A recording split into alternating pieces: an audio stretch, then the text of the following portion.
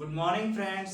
मैं सुरेंद्र कुमार, आपका स्वागत है मेरे यूट्यूब चैनल स्टडी टाइम में। फ्रेंड्स, उम्मीद करता हूँ आप बहुत ही अच्छे, स्वस्थ और अपनी स्टडी को लगातार जारी रख रहे होंगे। फ्रेंड्स, हमारा जो टॉपिक चल रहा था वो चल रहा था एज रिलेटेड। एज से संबंधित हमने पिछले सेशन में कुछ क्वेश्चंस कर लिए थे। आज के सेशन में एज से संबंधित कुछ इंपॉर्टेंट क्वेश्चंस सोल्व करने जा रहे हैं। फ्रेंड्स, बने रहिए हमारे साथ वीडियो के एंड तक और देखते रहिए। फ्रेंड्स, आज का जो अपना क्वेश्चन है, अगर हम यहाँ पे टॉपिक देखते हैं एज रिलेटेड, हमारा जो टॉपिक है वो है एज रिलेटेड। ठीक है, इसका मतलब आयु से संबंधित हमें क्वेश्चन सॉल्व करना है। ठीक है फ्रेंड्स, इसमें हमने दो टाइप के क्वेश्चन पिछले सेशन में पिछले सेशन में हमने देख लिए थे। फ्रेंड्स, आज के सेशन में हम अपने जो टाइप नंबर थर्ड है और फोर्थ है उससे संबंधित दो चार क्वेश्चन हम आज के सेशन में देखने वाले हैं और वो क्वेश्चन हमारे एग्जाम की दृष्टि से बहुत इंपॉर्टेंट रहने वाले हैं। ठीक है फ्रेंड्स, बने रहिए हमारे साथ। अब अगर हम आज का पहला क्वेश्चन देखते हैं, हमारा जो टॉपिक है वो एक बार हम टॉप में लिख देते हैं, एज रिलेटेड। अगर फ्रेंड्स क्वेश्चन नंबर आज का मैं एक लूं, क्वेश्चन अगर मैं पहला लूं कि एक पिता तथा उसके पुत्र की आयु का औसत, एक पिता तथा उसके पुत्र की आयु का औसत 40 वर्ष हो तथा पिता व पुत्र की वर्तमान आयु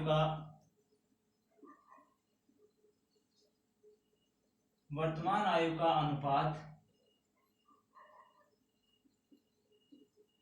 11:5 हो तो पुत्र की आयु बताइए।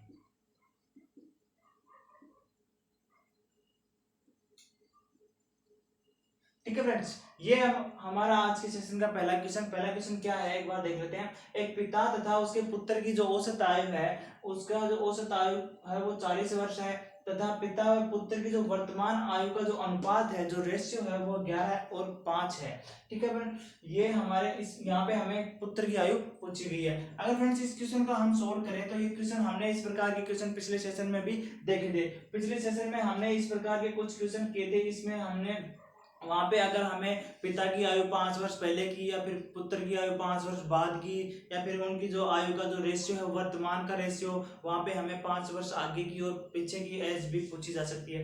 या फिर आज में हम देखेंगे वो क्या देखेंगे कि पिता अगर पुत्र से 5 गुना हो, 2 गुना हो, 1.5 गुना हो, तो इस प्रकार के क्वेश्चन आज के सेशन में हम करने वाले हैं। अब ये क्वेश्चन हमारे पास है, इस क्वेश्चन को हम सोल्व करें तो क्या होगा कि हमारे पास जो पिता और पुत्र का जो अनुपात है वो हमें क्या दे रखा है, 11:5 दे रखा है। ठीक है फ्रेंड्स, पिता और जो पुत्र का जो अनुपात है वो 11:5 दे रखा है। अब क्वेश्चन आगे क्या बोल रहा है, क्वेश्चन बोल रहा है कि उनकी जो वर्तमान आयु है, उनका जो औसत है, उन दोनों की आयु का जो औसत है वो कितना है, 40 वर्ष है। अब फ्रेंड्स हमारा जो टॉपिक औसत का भी हुआ नहीं है, हमारा जो टॉपिक आगे औसत का हम देखेंगे।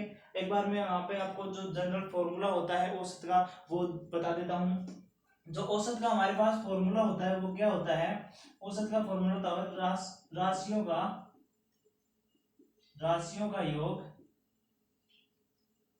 बटे राशियों की संख्या।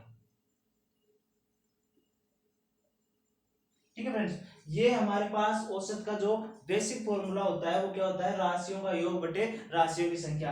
अब यहाँ पे हमारे पास जो राशि हमारे पास क्या है, 2 रेशियो दे रखे हैं। 2 रेशियो हमारे पास क्या है, राशियां हैं। ठीक है, अगर हम यहाँ से इसका एवरेज निकालें, ठीक है, एवरेज अगर हम निकालें तो यहाँ पे जो 11+5, यहाँ पे दोनों राशियों का योग, राशियां कितनी है, 2 है, और इन दोनों राशियों का जो योग है वो कितना है, जो औसत है वो कितना है, 40 वर्ष है।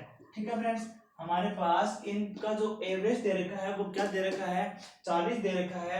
यहां से अगर इसको सोल्व करें तो हमारे पास ये इधर मल्टीप्लाई होगा, 11+5 क्या हो जाएगा, 16 हो जाएगा, इक्वल टू में ये हमारे पास 40 दूनी 80 हो जाएगा। 40 को 2 से मल्टीप्लाई करेंगे तो क्या होगा, 80 आ जाएगा। यहाँ से अगर इसको हम कट करते हैं तो एक रेशियो का जो वैल्यू आएगी हमारे पास वो क्या आएगी, 5 आ जाएगी।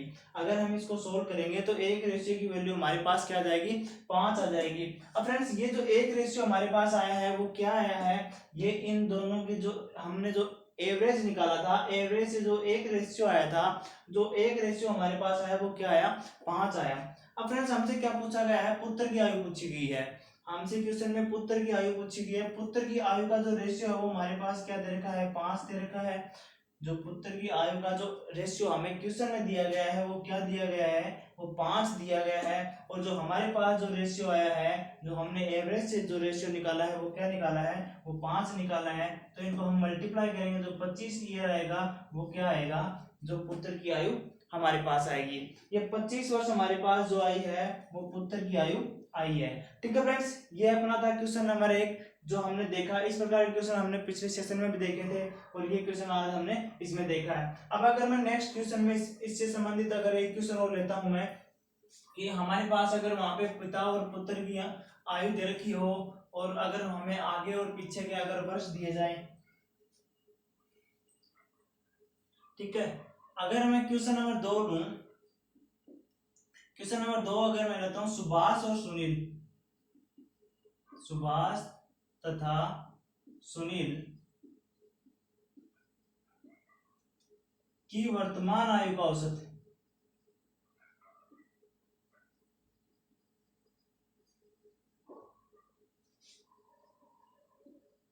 वर्तमान आयु का अनुपात 4:3 है। ठीक है फ्रेंड्स, सुभाष और सुनील की वर्तमान आयु का जो अनुपात है वो क्या है, 4:3 है। यदि इनकी आयु का योग,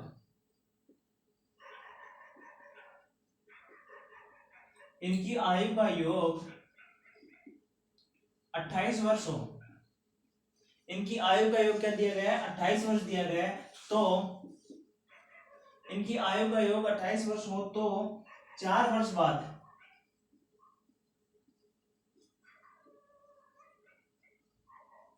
उनकी आयु का औसत क्या होगा, उनकी आयु का अनुपात क्या होगा, सॉरी अनुपात। ठीक है, अब हमें यहाँ पे 4 वर्ष बाद उनकी जो एज का है वो अनुपात बताना है। सुभाष और सुनील दो व्यक्ति हैं जिनकी आयु का जो वर्तमान अनुपात है वो क्या है, 4:3 है, 4:3 है। यदि इनकी जो आयु का योग है, इनकी जो आयु का योग है वो कितना है, 28 वर्ष है। आयु का योग क्या है, 28 वर्ष है। तो 4 वर्ष बाद में उनकी जो आयु का जो रेशियो हमारे पास क्या होगा, अनुपात क्या होगा। ठीक है फ्रेंड्स, इसको हम यहाँ पे अगर सोल्व करें तो हमारे पास क्या दे रखा है, सुभाष और सुनील दे रखा है, सुभाष अनुपात सुनील। ठीक है, सुभाष और सुनील का जो प्रेजेंट का जो रेशियो है वो कितना दे रखा है, 4:3 दे रखा है। सुभाष और सुनील का जो वर्तमान का रेशियो दे रखा है वो क्या दे रखा है, 4:3 दे रखा है। अब क्या बोल रहा है, यदि इनकी आयु का योग, ठीक है। अब हमारे पास क्या दे रखा है, इनकी आयु का योग दे रखा है। ठीक है, योग हमारे पास क्या दे रखा है, 28 वर्ष दे रखा है। योग हमारे पास 28 वर्ष दे रखा है और हमारे पास इनके जो रेशियोज हैं वो क्या दे रखे हैं, 4 और 3 दे रखे हैं।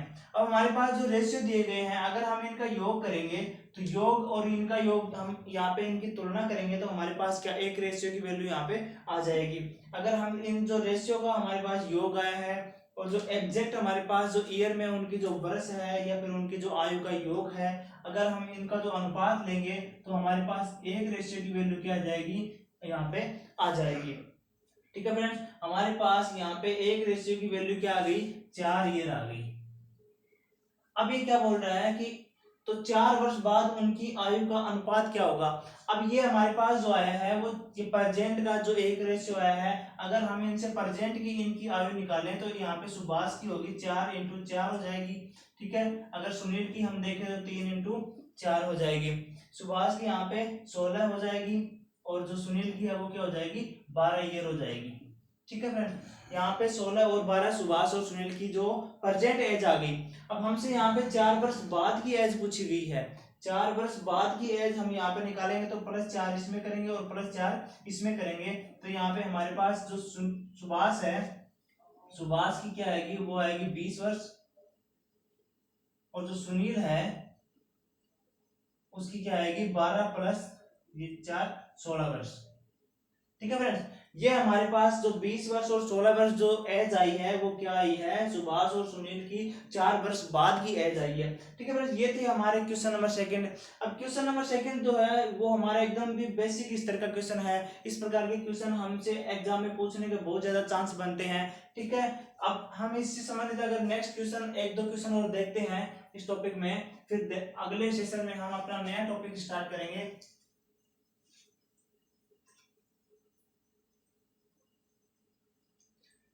अगर मैं क्वेश्चन नंबर 3 लूं, सुरेश की उम्र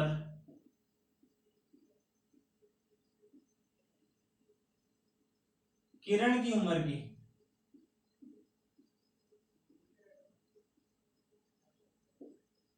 दुगनी है।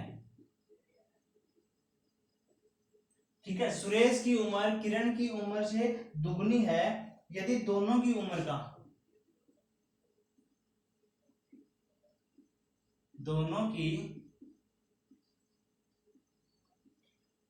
का जोड़ 24 वर्ष हो। ये सुरेश की उम्र है वो किरण से क्या है, दुगनी है। यदि इन दोनों की उम्र का जो जोड़ है वो क्या है, 24 वर्ष है, तो सुरेश की उम्र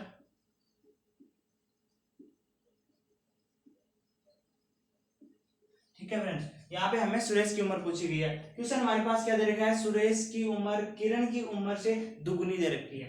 अब यदि दोनों की जो उम्र है उसका जो योग है वो कितना है, 24 वर्ष है, तो हमें सुरेश की उम्र बतानी है। फ्रेंड्स, हमारे पास यहाँ पे ना तो प्रेजेंट दिया गया है, ना ही 4 वर्ष बाद का दिया गया है, ना ही या फिर 4 वर्ष पहले का दिया गया है। अगर इस प्रकार की हमें कंडीशन दी जाती है कि हमें यहाँ पे कोई भी डायरेक्शन नहीं दी गई है, पहले की या बाद की या प्रेजेंट की, तो हम उस क्वेश्चन को हमेशा प्रेजेंट में ही सोल्व करेंगे। हम वहां पे उसकी जो प्रेजेंट एज है वो ही हम निकालेंगे। ठीक है फ्रेंड्स, इसको हम यहाँ पे सोल्व करें तो क्या होगा, हमारे पास क्या रहेगा, सुरेश का अगर मैं सिंबल एस ले लेता हूँ और किरण का सिंबल यहाँ पे के ले लेता हूँ। अब क्या बोल रहा है, सुरेश की उम्र है वो किरण से दुगनी है। अगर मैं किरण की उम्र एक्स मान लू, क्या मान लू, x मान लूं, तो सुरेश की क्या 2x हो जाएगी।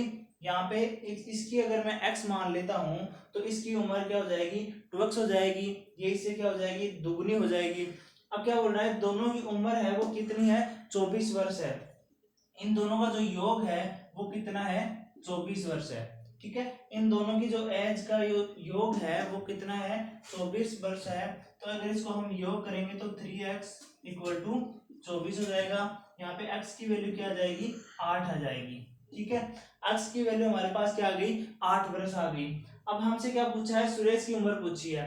हम यहाँ पे सुरेश की उम्र के साथ साथ हम यहाँ पे किरण की उम्र भी कैलकुलेट कर लेंगे, क्योंकि हमारे पास एग्जाम में ऐसा तो है नहीं कि सुरेश की उम्र ही हमसे पूछी जाएगी, हमसे इसकी उम्र भी पूछ सकते हैं। तो यहाँ पे अगर मैं यहाँ एक बार सुरेश की देखूं तो सुरेश की मैंने क्या मानी थी, 2x मानी थी, तो 2x, तो 2 इंटू एक्स की वैल्यू हमारे पास क्या आई, 8 आई।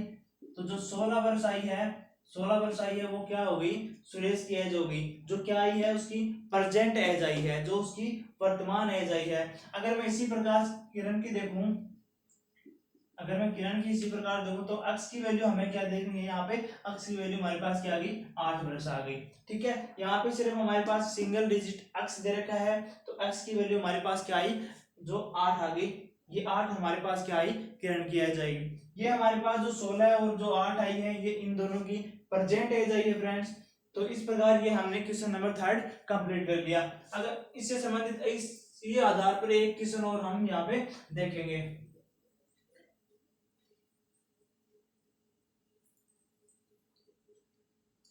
अगर मैं क्वेश्चन नंबर 4 लूं, एक की वर्तमान आयु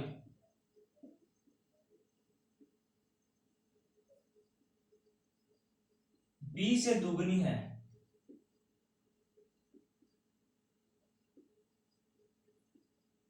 तथा ए की वर्तमान आयु बी से दुगनी है 20 वर्ष बाद, 20 वर्ष बाद बी की आयु ए की 1.5 गुनी हो जाएगी, तो ए की आयु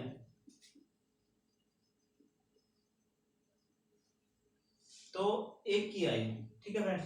ये हमारे पास क्वेश्चन नंबर 4 है। क्वेश्चन नंबर 4 में हमें क्या दे रखा है, ए की आयु वर्तमान आयु है वो बी से क्या दे रखी है, दुगुनी दे रखी है। 20 वर्ष बाद इनकी जो आयु है, जो बी की आयु है वो ए की क्या हो जाएगी, 1.5 गुनी हो जाएगी। ठीक है, यहाँ पे 1.5 गुनी हो जाएगी जो 20 वर्ष बाद में होगी। तो यहाँ पे हमें ए की आयु पूछी गई है। ए की आयु क्या पूछी गई है, प्रेजेंट की पूछी गई है। ए की जो वर्तमान आयु है वो हमसे पूछी गई है। अब यहाँ पे अगर क्वेश्चन को सोल्व करें हम फ्रेंड्स, क्वेश्चन को हम यहाँ पे सोल्व करें तो अगर हम यहाँ पे ए बटा बी, क्या हमारे पास जो रेशियोज दे रखे हैं, जो ए की है वो इसे दुगनी है, जो रेशियो हमारे पास दे रखा है, अगर हम इसको यहाँ पे जो हम फ्रैक्शन में लिख सकते हैं, हम यहाँ पे इसको भिन्न में लिख सकते हैं, या फिर हम इसको ए अनुपात बी में भी लिख सकते हैं। इस प्रकार की जो बेसिक बातें हैं हमने फ्रेंड्स पिछली क्लास में, पीछे की क्लासों में क्लियर कर ली हैं। अगर ये समझ में आपको यहाँ पे नहीं आ रहा है तो पीछे के जो हमारे पास जो रेशियो प्रोपोर्शन वाले जो टॉपिक हैं उनमें हमने ये चीज बाकायदे बिल्कुल विस्तार से हमने वहां पे इनकी व्याख्या की है, वहां पे ये आप देख सकते हैं। अगर फ्रेंड्स यहाँ पे इस क्वेश्चन को हम देखें तो ये क्या कह रहा है, ये इसे क्या है, दुगुनी है। तो अगर मैं इसको x मान लेता हूं तो ये क्या 2x हो जाएगी। ठीक है, अगर मैं इसे x मान लेता हूं a को तो ये 2x हो जाएगी। ठीक है, अब क्या बोल रहा है, 20 वर्ष बाद में क्या है, जो b की आयु है वो a से 1.5 गुनी हो जाएगी। अब यहाँ पे अगर मैं दोनों में 20 वर्ष ऐड करूं, अब फ्रेंड्स यहाँ पे समझने वाली बात ये है कि हमने यहाँ पे दोनों में 20 वर्ष ऐड क्यों किया, क्योंकि ये इसलिए ऐड किया क्योंकि अगर 20 वर्ष बढ़ेगा तो क्या बी भी 20 वर्ष बढ़ेगा, क्योंकि ये उम्र है ये सभी की सेम बढ़ती है, एक वर्ष है वो सभी का एक साथ बढ़ता है। ऐसा तो है नहीं कि ए का बढ़ जाएगा और बी का नहीं बढ़ेगा। तो इस प्रकार यहाँ पे जो दोनों की एज है वो 20-20 वर्ष बढ़ेगी। तो यहाँ पे हमने दोनों में क्या कर दिया, 20-20 ऐड कर दिया। अब क्या कह रहा है, जो बी की आयु है वो ए की क्या हो जाएगी, 1.5 गुनी हो जाएगी। अब फ्रेंड्स जो 1.5 गुनी है इसको हम 1.5 ना लिख के हम इसको 2/3 भी लिख सकते हैं। अगर हम इसको सोल्व करेंगे तो क्या होगा, 1/1.5 यही बचने वाला है हमारे पास जो आएगा। अगर हम इसको क्या करेंगे, यहाँ पे इसको हम या तो 1/1.5 लिख दें। ठीक है, एक कंडीशन तो हमारे पास ये बनती है। अगर हम इसी चीज को क्या करेंगे, इसी चीज को हम 2 से मल्टीप्लाई कर दें ऊपर नीचे, तो यहाँ पे फ्रैक्शन में कोई फर्क नहीं पड़ेगा, फ्रैक्शन में कोई अंतर नहीं पड़ेगा। अगर हम इसको सोल्व करें तो क्या हो जाएगा, 2/3 नीचे बन जाएगा। ठीक है, ये हमारे पास या तो हम इसको 1/1.5 लिखें या फिर इसको 2 से ऊपर नीचे मल्टीप्लाई करके 2/3 लिख देते हैं। अब यहाँ पे हमारे पास जो दशमलव है या फिर जो डेसिमल है उससे बचने के लिए हम यहाँ पे क्या करेंगे, जो हमारे पास जो फ्रैक्शन है 2/3 है उसी का यूज हम यहाँ पे करेंगे, ताकि हमारे पास जो कैलकुलेशन है उसमें हमारे पास थोड़ी आसानी हो जाए। अब यहाँ पे अगर मैं इसको लूँ 2/3 तो इसको मैं अगर क्रॉस मल्टीप्लाई यहाँ पे करना होगा, हमें क्रॉस मल्टीप्लाई अगर हम करेंगे तो इसको यहाँ पे गुणा करेंगे तो 3x प्लस ये हो जाएगा 60 इक्वल टू में हमारे पास क्या आएगा 4x प्लस 40। ठीक है, इसको इधर गुणा किया, इसको इधर मल्टीप्लाई किया। ठीक है, यहाँ से हमारे पास जो समीकरण बनी वो क्या बनी, 3x प्लस 60 और ये 4x प्लस 40 बन गई। अब यहाँ से हम पक्षांतरण करेंगे तो ये जो 3x है वो इधर जाएगा और जो 40 है वो इधर आएगा। ठीक है, यहाँ से अगर इसका पक्षांतरण हम करते हैं तो अगर 3x इधर जाएगा तो यहाँ पे क्या बच जाएगा, एक x बच जाएगा, क्योंकि 4 से 3 घटाएंगे तो 1 बचेगा। और अगर ये 40 इधर आएगा तो ये 60 में से घट के क्या बच जाएगा, 20 बच जाएगा। तो ये फ्रेंड्स हमारे पास जो x की वैल्यू आ गई, वो x की वैल्यू हमारे पास क्या आई है, वो हमारे पास 20 वर्ष आई है। x की वैल्यू हमारे पास क्या आ गई, 20 वर्ष आ गई। अब इसी प्रकार हमने क्या माना था, यहाँ पे हमने जो मेन फ्रैक्शन मानी थी वो क्या मानी थी, x बटे 2x, क्योंकि हमारे पास a की उम्र है, जो b की उम्र है वो a से क्या थी, दुगनी थी। तो यहाँ पे 1:2 हमारे पास ये क्या थी, मेन फ्रैक्शन थी, या फिर इसको हम x और 2x के मान सकते हैं। ठीक है, अब हमारे पास जो a की एज है, जो a की एज वो क्या आ गई, 20 आ गई, क्योंकि a की एज हमने क्या मानी थी, x मानी थी, और x की वैल्यू हमारे पास आ गई। अब यहाँ पे हमसे पूछे कि वो b की एज, तो b की एज हम निकालेंगे तो दो से इसको क्या करेंगे, मल्टीप्लाई करेंगे, तो हमारे पास जो 40 आएगी वो क्या आएगी, वो b की एज आ जाएगी। ये जो a की एज हमारे पास 20 आई है, और जो b की एज है वो क्या आई है, 40 आई है। तो इस प्रकार हमने जो ये जो 20 और 40 जो एज निकाली है वो क्या निकाली है, इनकी जो 20 वर्ष बाद की एज निकाली है। क्या निकाली है, 20 वर्ष बाद की एज निकाली है। अब यहाँ से अगर हमसे पूछे प्रेजेंट एज, अगर हमसे ये वर्तमान एज पूछे, तो वर्तमान एज में क्या होगा, जो ए है वो ए होगा 1 ईयर का, और जो बी है वो कितना होगा, 20 ईयर का। ठीक है, ए है वो कितना होगा, तो इसको अगर हम रेशियो यहाँ पे देखेंगे तो एक और क्या होगा, 2 होगा, क्योंकि अगर हम इसको कट करेंगे तो यहाँ पे हमारे पास 1 और 2 का क्या आएगा, रेशियो आएगा, जो हमारे पास इनकी जो प्रेजेंट एज को डिनोट करेगा। ठीक है फ्रेंड्स, ये हमारा क्वेश्चन नंबर 4 था। थोड़ा डिफिकल्ट है, मानते हैं थोड़ा टेढ़ा है, थोड़ा कठिन है, लेकिन ये इस प्रकार के क्वेश्चन एग्जाम के लिए बहुत ही इंपॉर्टेंट बनते हैं। अब एक क्वेश्चन जो आज के सेशन का हमारा लास्ट है वो और देख लेते हैं, बाकी हम अपने जो नेक्स्ट जो हमारा सेशन होगा, नेक्स्ट क्लास में हम अपना नया टॉपिक शुरू करेंगे। अब हम अगर लास्ट क्वेश्चन देखें आज का, ए तथा बी की आयु का अनुपात, अगर मैं क्वेश्चन नंबर 5 लूं, तो ए अनुपात जो बी की आयु का अनुपात है,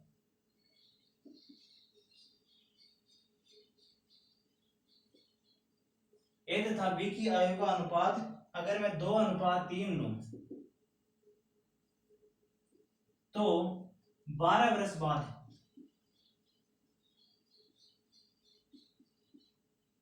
12 वर्ष बाद उनकी आयु का अनुपात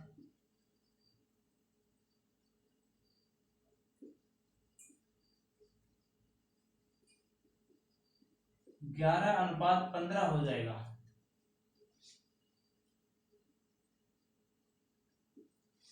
ए तथा बी की जो वर्तमान आयु का जो अनुपात है वो 2:3 है, तथा 12 वर्ष बाद उनकी जो आयु का अनुपात है वो क्या हो जाएगा, 11:15 हो जाएगा। तो एक की वर्तमान आयु,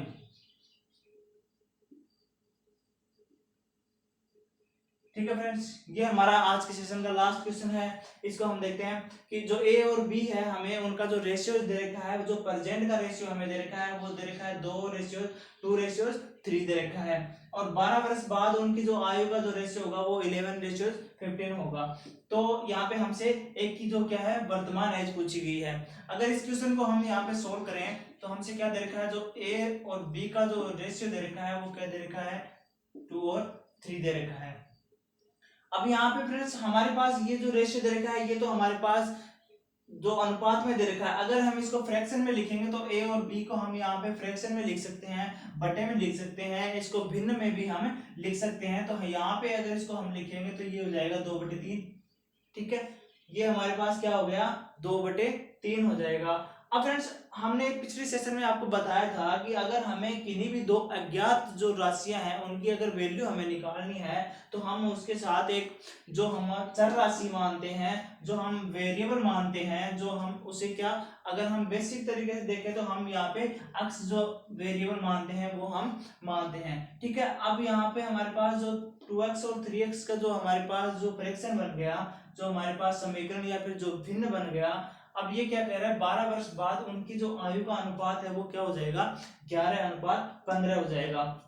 अब पिछले क्वेश्चन में हमने देखा था कि हमने ऊपर और नीचे 20-20 ऐड किया था। वो क्यों किया था, क्योंकि हमने वहां पे 20 वर्ष बाद में हमने उनकी एज निकाली थी। ठीक है, अब यहाँ पे हम 12 वर्ष बाद में हम उनकी एज निकालेंगे, तो यहाँ पे हम 12 दोनों में ऐड करेंगे, यहाँ पे दोनों में 12 या 12 ऐड करेंगे, तो यहाँ पे इक्वल टू में हमारे पास जो फ्रैक्शन बनेगी वो क्या बनेगी, 11/15 की बन जाएगी।